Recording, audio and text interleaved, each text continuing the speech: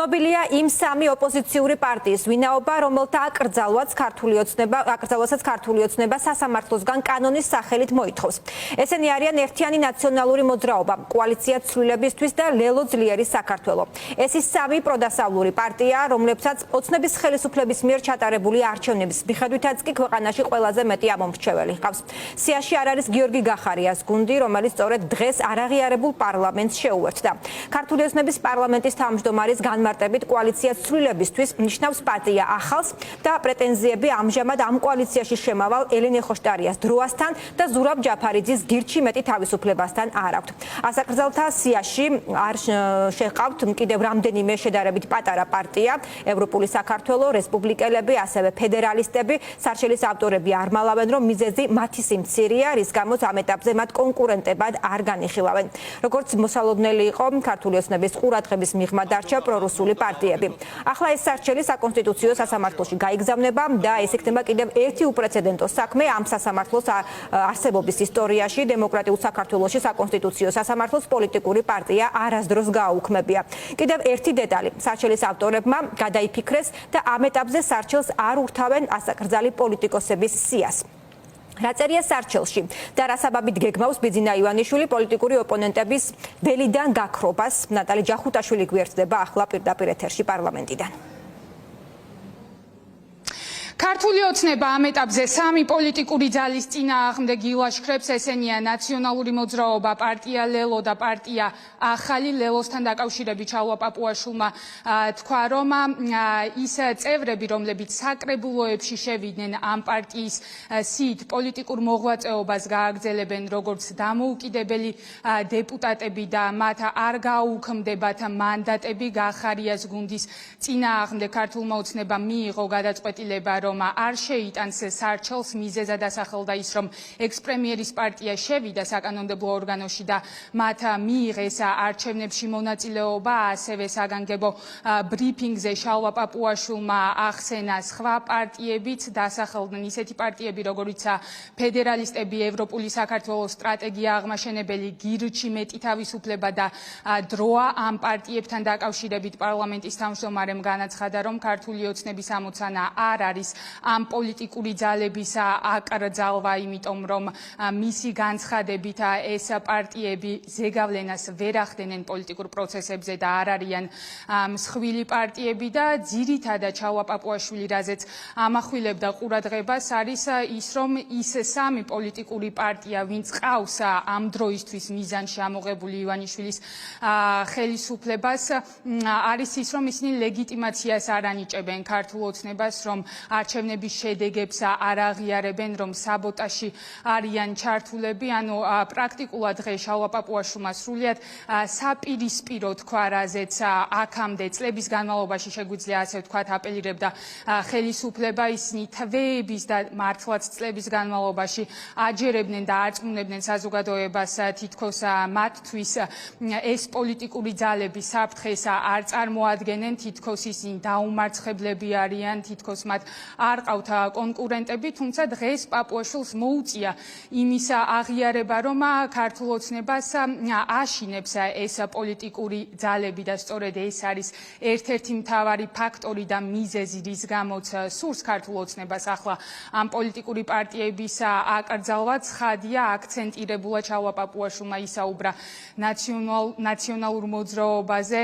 ის აცხადებდა, რომ წლების განმავლობაში სისტემურ დანაშაულს ჰქონდა ადგილი ნაციონალური რეჟიმის მხრიდან. ასევე საუბრობდა იმაზე, რომ ისინი ფუნდამენტურ უფლებებს ლახავდნენ მოქალაქეების წლების განმავლობაში. თითქოს მათ ჰქონდათ მცდელობა დემოკრატიული წესწყობილების დარღვევის და ხელისუფლების დამხობის. ასევე იგივე გზავნილები გააჟღერა დღეს ქართული ოცნების პარლამენტის თავმჯდომარემ 2008 წლის ომთან დაკავშირებით. რიტორიკა მათი ისევ უცვლელია. პაპუაშვილი ისევ მიხეილ სააკაშვილს ადანაშაულებდა იმაში, რომ 2008 წელს ჩვენი ქვეყნის ტერიტორიების ოკუპაცია მოხდა. წარმოგიდგენთ პარტიებს მათი პარტიების რეესტრში ოფიციალურად რეგისტრირებული დასახელების მიხედვით. მოქალაქეთა პოლიტიკური გაერთიანება, ერთიანობა, ნაციონალური მოძრაობა. მეორე, მოქალაქეთა პოლიტიკური გაერთიანება კოალიცია ცვლილებისთვის გვარამია მელია გირჩი დროა. მესამე, მოქალაქეთა პოლიტიკური გაერთიანება ძლიერი საქართველო ლელო ხალხისთვის თავისუფლებისთვის. ზემოხსენებულ პოლიტიკურ პარტიებთან ჭიდრო დაკავშირებულია სხვა პოლიტიკური პარტიებიც, როგორებიცაა ელენე ხოშტარია დროა და გირჩი მეტი თავისუფლება, რომლებიც სინამდვილეში კოალიცია ცვლილებისთვის გვარამია მელია გირჩი დროას შემადგენლობაში არიან. თუმცა ფორმალურად დამოუკიდებელ პარტიებად არიან რეგისტრირებული. ერთადერთი ეს შეიძლება შეხებოდა ლელოს, რომელმაც ახლა 4 ოქტომბრის არჩევნებით 59 წევრი გაიყვანა სხვადასხვა საკრებულოში. მაგრამ ჩვენ არ შეგვაქვს ამ მანდატების შეწყვეტაზე მოთხოვნა, ვინაიდან ჩვენ გვინდა ამითი პატივი ვცეთ უპირველეს ყოვლისა ჩვენს მოქალაქეებს.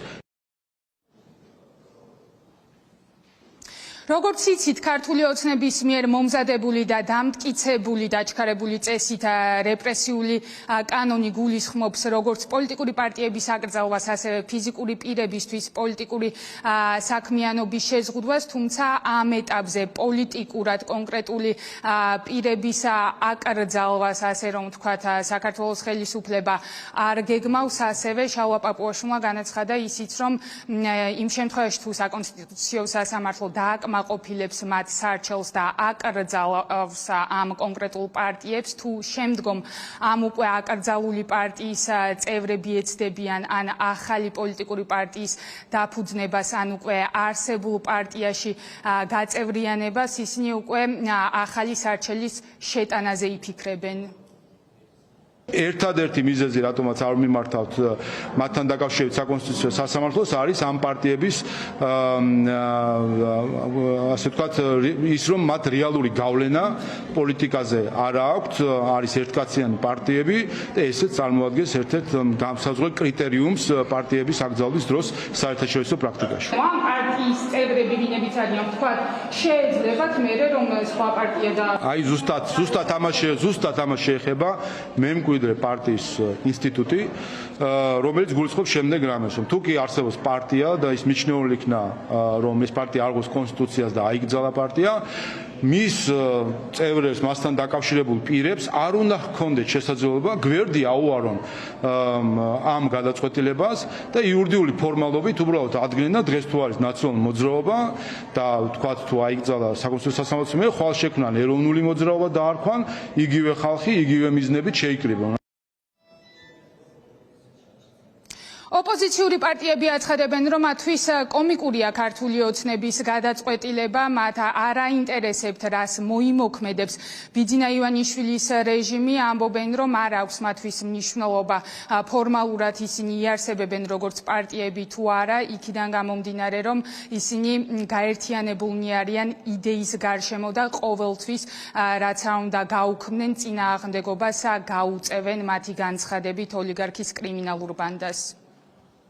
ჩვენ ვაგრძელებთ ბრძოლას და წინააღმდეგობას რუსულ რეჟიმს, რომელსაც აქვს დავალება, რომ ამ ქვეყანაში გააქროს პროდასავლური სახალხო ოპოზიციური ხმა, მათ შორის კოალიცია ძლიერი საქართველოს და ლელოს სახით.